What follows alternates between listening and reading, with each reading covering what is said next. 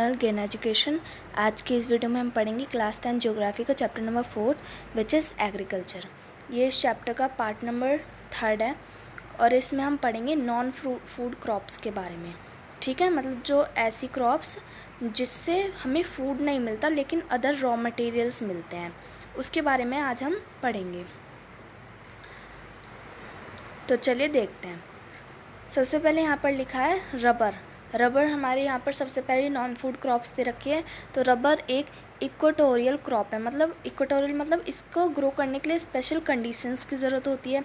ये एक tropical as well as सब ट्रॉपिकल एरिया में ग्रो हो जाती है। ठीक है, इसको ग्रो करने के लिए मॉइस्चर की ज़रूरत है और ह्यूमिड क्लाइमेट यानी नमीदार गर्म क्लाइमेट की ज़रूरत है और रेनफॉल की ज़रूरत है लगभग 200 सेंटीमीटर और टेम्परेचर होना चाहिए 25 डिग्री सेल्सियस से अबव। ठीक है, जो रबर है वो एक इम्पॉर्टेंट इंडस्ट्रियल रॉ मटेरियल है। ठीक है, ये कहाँ पर ग्रो करी जाती है? केरला, तमिलनाडु, कर्नाटक, अंडमान निकोबार आइलैंड और गारो हिल्स जो मेघालय में है। ठीक है, इन जगह पर ये जो रबर है वो ग्रो करी जाती है। हमारा इंडिया रबर को ग्रो करने में 4th नंबर पे आता है। ठीक है, हमारे इंडिया में जो रबर है वो नेचुरली ग्रो करी जाती है। फिर आ जाते हैं फाइबर क्रॉप्स कौन सी होती हैं? कॉटन, जूट, हेम्प, ये सारी क्या है? और नेचुरल सिल्क, ये सारी जो 4 मेजर फाइबर क्रॉप्स हैं ये इंडिया में ग्रो करी जाती हैं। इनमें जो शुरू की 3 है, मतलब कि कॉटन, जूट और हेम्प, ये जो क्रॉप्स हैं ये हमें कहाँ से मिलती है? सॉइल से मिलती है। लेकिन जो नेचुरल सिल्क है वो हमें कहाँ से मिलता है? कोकोन से, जो सिल्क वॉर्म में पाया जाता है। ठीक है, ये जो सिल्क वॉर्म है इसका जब हम प्रोडक्शन करके सिल्क फाइबर बनाते हैं उस प्रोसेस को क्या कहते हैं? सेरीकल्चर। सिल्क वॉर्म का प्रोडक्शन करके जब हम सिल्क फाइबर बनाते हैं उस प्रोसेस को सेरीकल्चर बोलते हैं। ठीक है, अब आ जाते हैं कॉटन पर। हमारे इंडिया में जो कॉटन है वो ग्रो करी जाती है। ठीक है, कॉटन के प्लांट लगाए जाते हैं। कॉटन जो है एक रॉ मटेरियल जो कि कॉटन टेक्सटाइल इंडस्ट्री में मैन्युफैक्चर करा जाता है। ठीक है, हमारे इंडिया 2nd लार्जेस्ट प्रोड्यूसर है कॉटन का आफ्टर चाइना। ठीक है, कॉटन को ग्रो करने के लिए ब्लैक सॉइल की ज़रूरत होती है जो कि कहाँ पाई जाती है? डेक्कन प्लेट्यू में। ठीक है, डेक्कन प्लेट्यू में पाई जाती है और इसको ग्रो करने के लिए हाई टेम्परेचर, लाइट रेनफॉल और इरिगेशन की ज़रूरत पड़ती है। ठीक है, 210 Frost free days and bright sunshine for its growth. इसकी ग्रोथ के लिए किसकी ज़रूरत है? सनशाइन की ज़रूरत है और ये क्या है? खारिफ क्रॉप है जो कि 6 से 8 महीने में क्या होती है? मैच्योर होती है। ठीक है, कॉटन कहाँ पर ग्रो करी जाती है? महाराष्ट्र, गुजरात, मध्य प्रदेश, कर्नाटक, आंध्र प्रदेश, तेलंगाना, तमिलनाडु, पंजाब, हरियाणा, उत्तर प्रदेश, ये सभी स्टेट्स ऐसे हैं जहाँ पर कॉटन के प्रोडक्शन करा जाता है, कॉटन ग्रो करी जाती है। अब आ जाते हैं जूट पर। जूट को हम गोल्डन फाइबर भी बोलते हैं। ठीक है, जूट को ग्रो करने के लिए वेल ड्रेन फर्टाइल सॉइल की ज़रूरत होती है। ठीक है, और इसको ग्रो करने के लिए हाई टेम्परेचर की ज़रूरत है। ये कहाँ पर ग्रो की जाती है? वेस्ट बंगाल, बिहार, आसाम, ओडिशा, मेघालय। ठीक है, ये सभी स्टेट क्या है? जूट प्रोड्यूसिंग एरियाज है, जूट प्रोड्यूसिंग स्टेट्स हैं। ठीक है, जूट से हम क्या बना सकते हैं?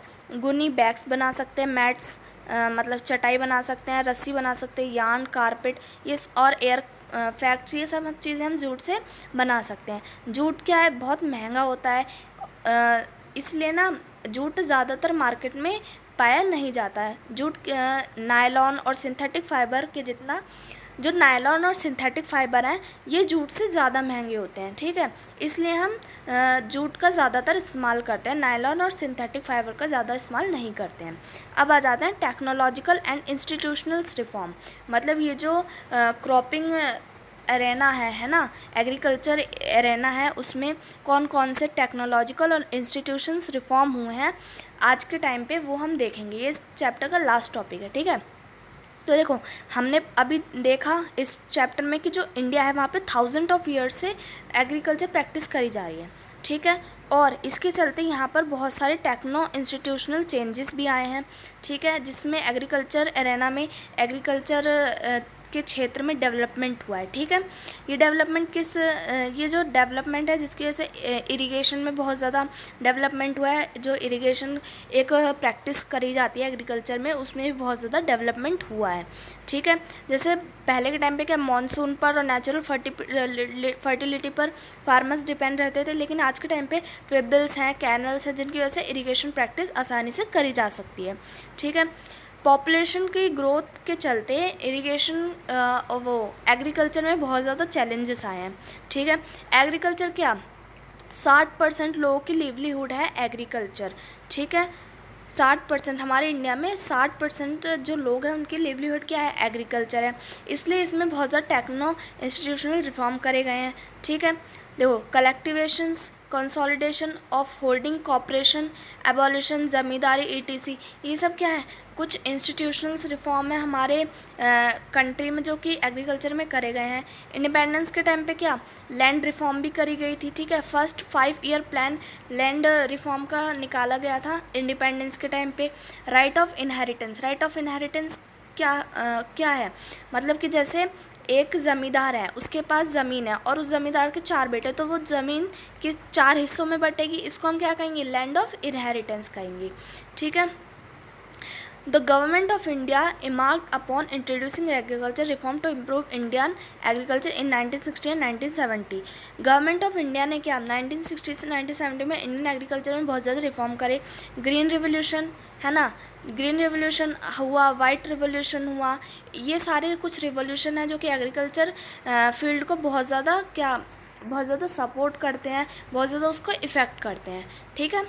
Concentration of development in a few selected area. Therefore, 1980s and 1990 comprehensive land development program was initiated, which include both institutional and technical reform.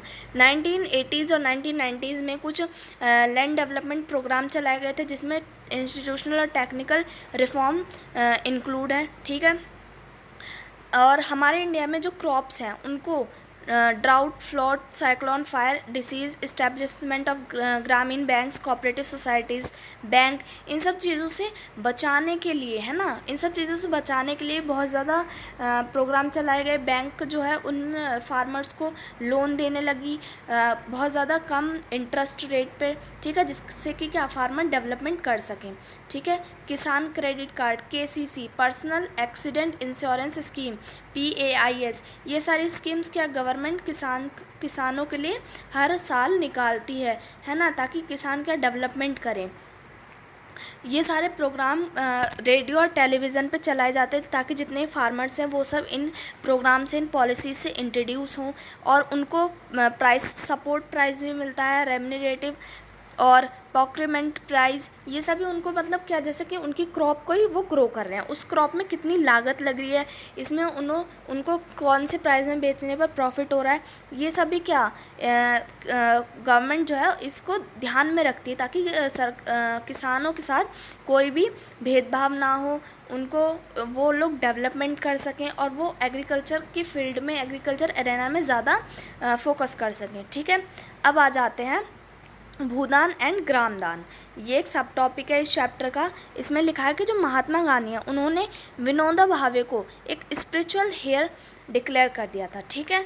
सत्याग्रह के दौरान जो बहुत सारे सत्याग्रही थे वो सभी क्या थे, फार्मर्स थे, ठीक है। He was one of the votaries Gandhi's concept Gram Swarajya, जो विनोबा भावे थे वो गांधी जी के कॉन्सेप्ट ग्राम स्वराज्य, ग्राम मतलब गांव और स्वराज्य मतलब अपना राज्य, इस वोटेरिज से बहुत, इस कॉन्सेप्ट से बहुत ज़्यादा इम्प्रेस थे, ठीक है। गांधी जी के मरने के बाद जो विनोबा भावे थे उन्होंने पदयात्रा, गांधी जी की पदयात्रा को अंडरटुक करा। पूरी कंट्री में जो गांधी जी की पदयात्रा हुई थी वो गांधी जी के बाद किसने करी, विनोबा भावे ने करी।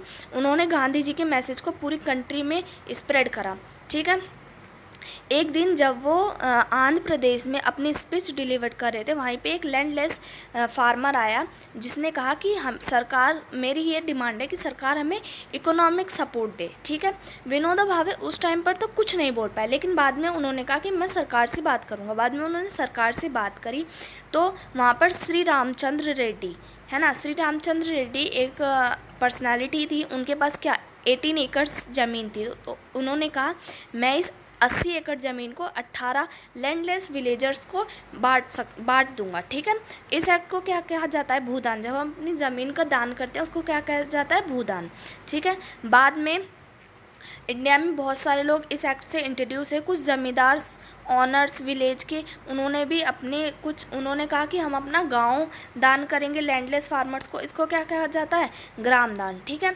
लेकिन कुछ लैंड ऑनर्स ऐसे थे जिनके पास लैंड नहीं थी, है ना, थी भी या फिर नहीं भी थी, तो वो लोग ये चाहते थे कि हम अपनी लैंड को किसी को भी ना दें, क्योंकि वो फार्मर्स गरीब भी थे और उनको ये डर था कि कहीं उनसे उनकी ज़मीन छीन न ली जाए। तो इसलिए जो भूदान और ग्राम दान है, ये विनोबा भावे का जो मूवमेंट है उसको ब्लड लेस रिवॉल्यूशन कहा जाता है, ठीक है। अब आ जाता है contribution of agriculture to the national economy, employment and output, ठीक है। तो देखो एग्रीकल्चर क्या है? हमारी इंडियन इकोनॉमी की बैकबोन है, ठीक है। जो हमारी जीडीपी है वो भी 1951 से आज 2011 तक 52% जो हमारी जीडीपी है वो क्या एग्रीकल्चर से हमारी बंधी हुई है, ठीक है। हाफ ऑफ द पॉपुलेशन क्या हमारे इंडिया में एग्रीकल्चर पर डिपेंड है, ठीक है। जो जीडीपी है एग्रीकल्चर में वो बहुत ज़्यादा मैटर करती है, ठीक है, हमारी इंडियन सोसाइटी में, हमारी इकोनॉमी में, ठीक है। और देखो आज के टाइम पे एक जो एग्रीकल्चर है हमारे इंडिया में बहुत ज़्यादा इंपॉर्टेंस रखता है। हमारे इंडिया की जो गवर्नमेंट है उसने भी एग्रीकल्चर को मॉडर्नाइज करने के लिए बहुत ज़्यादा एफर्ट करे हैं, ठीक है। ICAR, Indian council of agriculture research, ये एग्रीकल्चर यूनिवर्सिटी है, ठीक है। हमारे इंडिया में जो हॉर्टिकल्चर डेवलपमेंट, हॉर्टिकल्चर क्या होता है? ऐसी क्रॉप्स जो कि क्या, जैसे हमारे वेजिटेबल्स हैं, फ्रूट्स हैं, इनको हॉर्टिकल्चर क्रॉप्स कहते हैं। तो हॉर्टिकल्चर डेवलपमेंट के लिए, इनकी रिसर्च के लिए भी बहुत ज़्यादा इंडस्ट्रीज़ बनाई है हमारी सरकार ने, इनको डेवलप करने के लिए और मॉडर्नाइज करने के लिए। इसके अलावा भी कुछ रूरल इंफ्रास्ट्रक्चर बनाए गए हैं ताकि रूरल डेवलपमेंट भी हो, ठीक है। और देखो जो हमारा ग्रोथ रेट है एग्रीकल्चर का, ठीक है, आज के टाइम पे वो बहुत ज़्यादा अलार्मिंग सिचुएशन में है। क्यों? क्योंकि देखो हमारे जो फार्मर्स हैं वो बहुत ज़्यादा चैलेंज फेस कर रहे हैं आज के टाइम पे इंटरनेशनल कंपटीशन के बीच में। क्योंकि आज के टाइम पे क्या irrigation, power, rural roads, markets, ये सब तो आ गई हैं, लेकिन क्या इसके साथ साथ बहुत ज़्यादा डेवलपमेंट हो रहा है, जैसे बिल्डिंग वगैरह, मैकेनाइजेशन आ रहा है, जिससे जो हमारे फार्मर्स हैं वो चैलेंज फेस कर रहे हैं बहुत ज़्यादा, ठीक है। अब आ जाता है फूड सिक्योरिटी पे। फूड सिक्योरिटी मतलब खाने की कमी। तो देखो हमारी जो पॉपुलेशन है वो बहुत ज़्यादा है, लेकिन हमारी जो हमारे इसी वजह से हमारे बहुत ज़्यादा फूड सिक्योरिटी भी हो रही है, ठीक है।